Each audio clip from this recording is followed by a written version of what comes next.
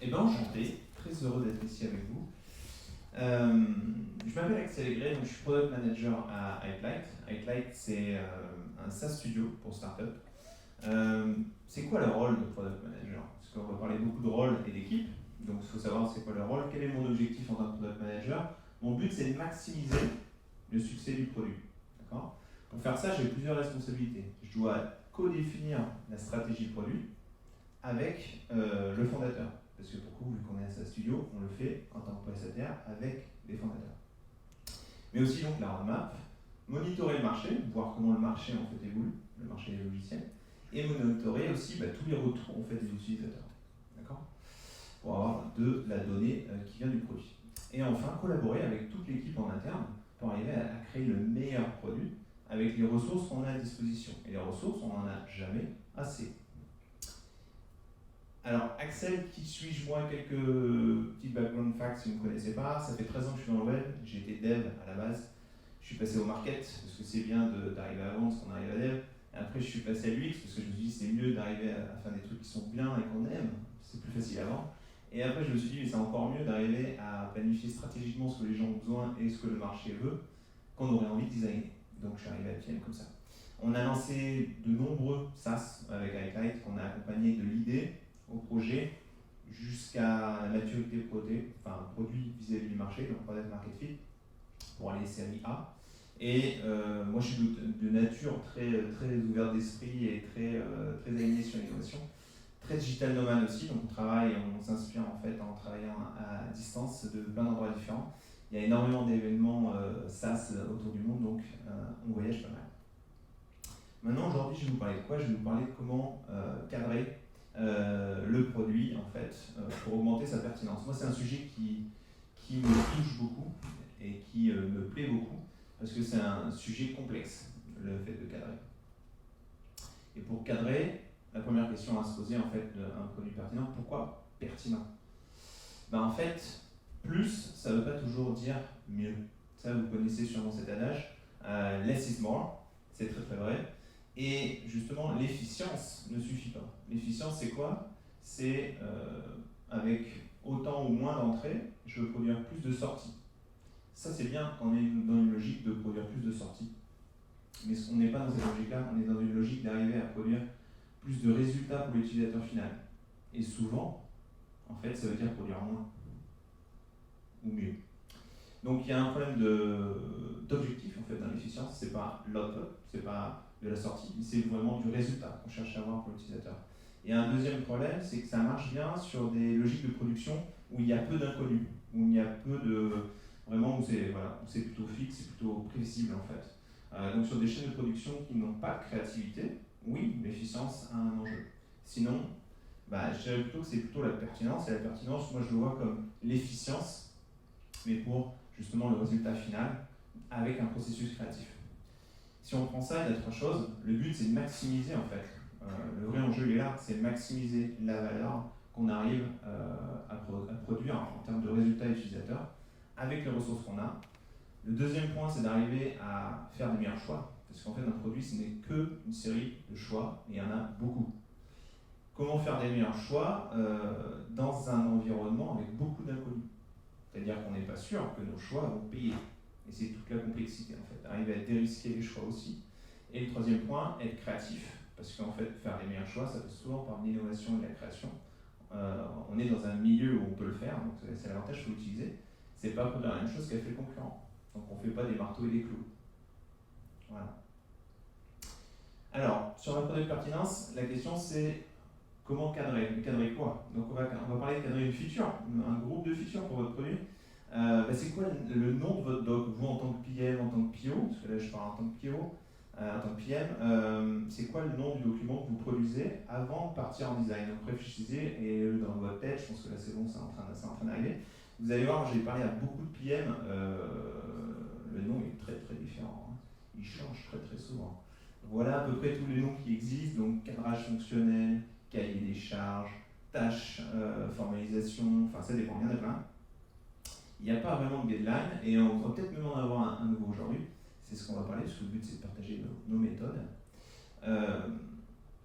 Donc nous, avant, ce qu'on faisait, c'est qu'on faisait du cadrage. On cadrait et on cadrait pas mal. Donc moi, je m'amusais, façon de parler, d'écrire 15 pages de doc comme ça pour arriver à bien cadrer le besoin. Vu que j'avais en plus un passé UX, j'essayais vraiment de mettre ce côté besoin utilisateur, etc.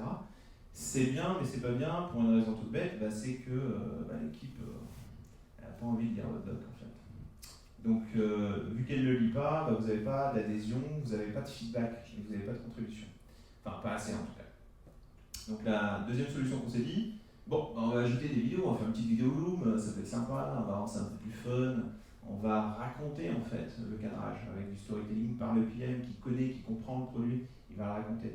Alors c'est bien, mais c'est pas suffisant parce qu'en fait les gens commencent à regarder, donc il y a déjà un meilleur effet, ils consomment, mais ils ne réagissent pas parce que votre vidéo elle est fixe, votre vidéo elle ne bouge pas, donc elle est un peu gravée dans le marbre, on n'a pas trop envie de vous dire, tiens il faudrait changer ça parce qu'il faut refaire la vidéo, enfin voilà. Donc les gens contribuent moins. Ils vont vous mettre des commentaires, on va utiliser Loom, donc ça permet quand même, mais ça ne va pas être dans la co-construction.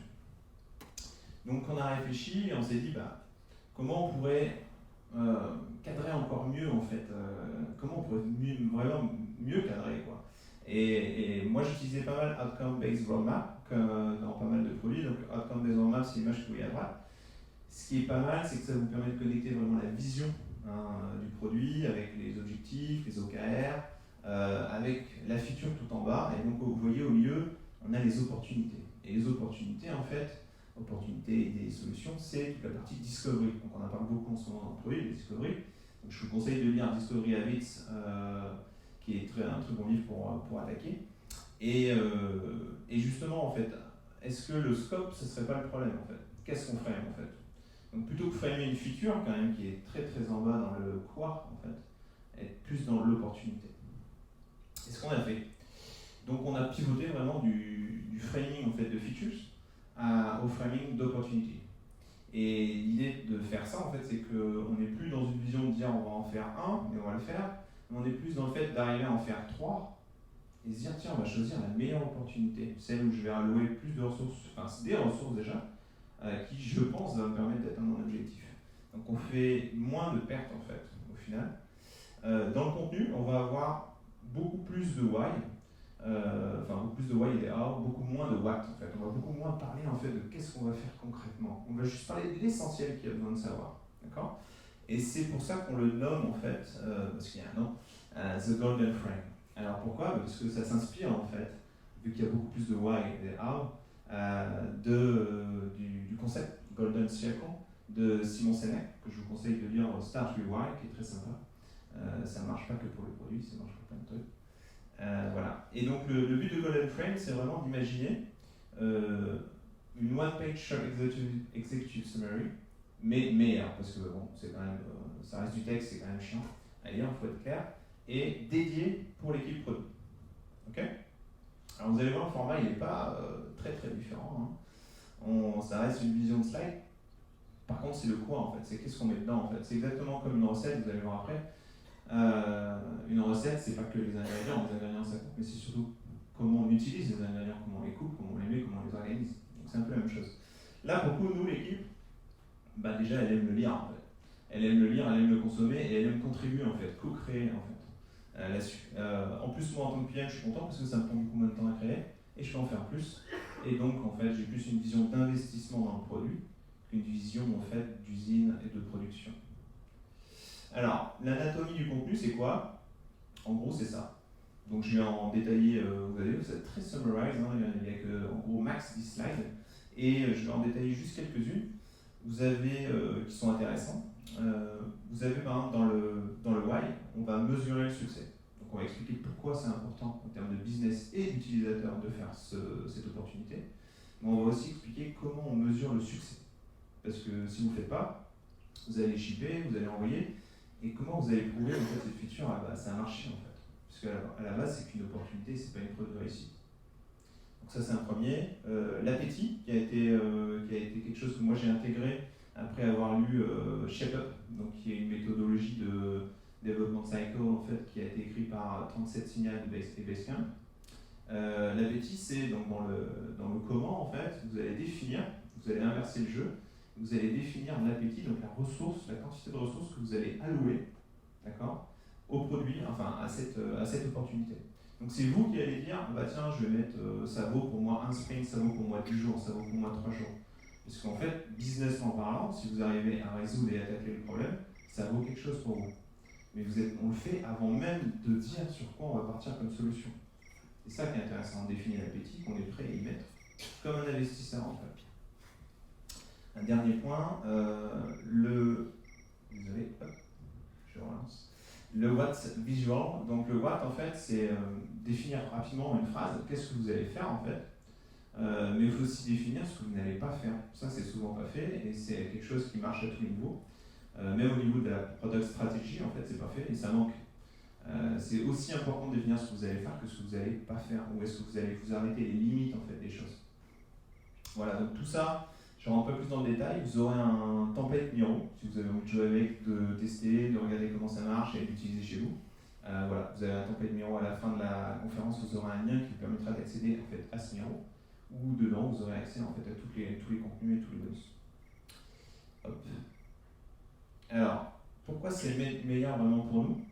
Très simplement en fait, c'est beaucoup plus rapide, c'est simple, donc ça marche, le KISS c'est toujours là, le Keep It Simple and Stupid, c'est visuel, donc ça parle, et on a tous envie en fait d'agir avec du produit dessus, ça c'est hyper important. Le dernier point c'est que c'est notre source de vérité pour le web, c'est-à-dire que des fois on revient sur une opportunité, et 6 mois après on revient dessus, on dit tiens pourquoi on a fait ça? Et là on revient dessus, on relit, on fait bah oui c'était logique. Ouais. Quand vous avez un doc qui fait 360 pages, vous n'avez pas envie. Voilà, et il faut savoir aussi que pour nous, en fait, c'est le prérequis qui va nous permettre de descendre après vers le product map et nos specs en fait, qui sont aussi visuels, donc c'est aussi un mode un peu spécifique qu'on a fait, et qui va nous permettre de savoir comment on va créer en fait le concret, le what, justement. J'espère que vous avez aimé, et en tout cas j'étais très content de vous le partager. Donc je ne sais pas s'il nous reste beaucoup de temps, je crois que 2-3 minutes peut-être. Donc peut-être qu'on a des questions. Merci Axel pour ce timing parfait. Donc, il nous reste 2-3 minutes effectivement pour des premières questions, sachant qu'à la fin des passages de chacun, vous aurez le temps d'échanger avec toute l'équipe. Voilà, donc est-ce qu'il y a déjà des questions sur le côté cadrage du projet ?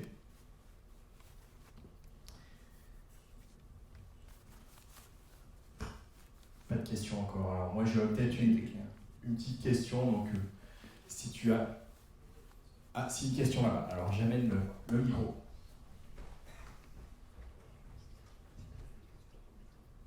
J'ai levé la main un peu timidement. Non, je me demandais dans quel cadre organisationnel vous appliquiez cette méthodologie produit. Ok, alors on applique ça dans une squad. Donc on a une seule squad. Et vous êtes combien? Et ben on est 5 en squad. Enfin la squad fait 5 personnes. D'accord. C'est juste ça ma question. Ouais, mais c'est la question. Derrière la question, pardon, Oui. une question de mise à l'échelle en fait. C'est-à-dire que plus ça va grossir et plus des problématiques de fédération, de synchronisation entre les équipes vont se créer. Et du coup, moi ce que je comprends de la présentation ici, c'est que l'idée c'est de partager une vision produit et d'aligner la squad pour délivrer ce qu'il y a à délivrer. Mais de fait, si on passe à l'échelle, ça peut créer des difficultés de synchronisation. Et donc je ne sais pas si ça permet de résoudre ce type de choses-là. Alors, j'en parlais avec des PM de Scenic Blue. Souvent, en fait, on a des slide decks en fait, qui vont exprimer, qui vont parler en fait des opportunités. Mais elles vont être partielles en fait, elles ne vont pas être partagées forcément à toute la team, ou elles vont être mélangées dans un Notion qui va tout compléter. Donc en fait, on se retrouve avec une division de l'information.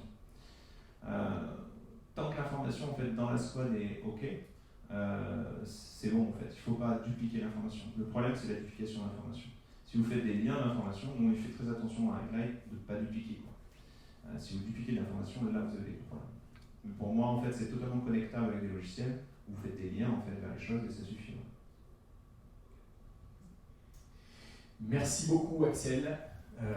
On peut remercier Axel qu'on retrouvera tout à l'heure à la fin.